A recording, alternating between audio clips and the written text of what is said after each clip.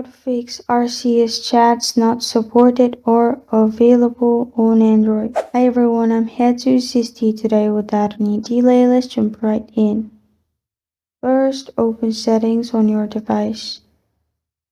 Then click on apps and notifications. In apps and notifications, click on messages.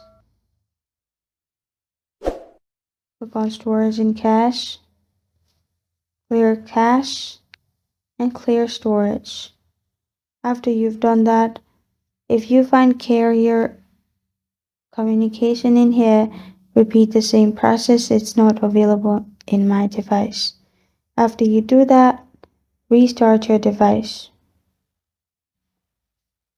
After you restart your device, you can simply open messages and wait for some seconds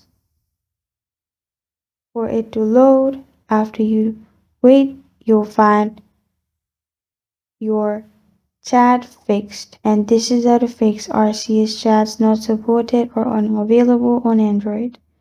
Thank you for joining me today. If this video helps you out, please leave a like and subscribe for more. Got a question or want to suggest a topic? Comment below. Thank you for watching.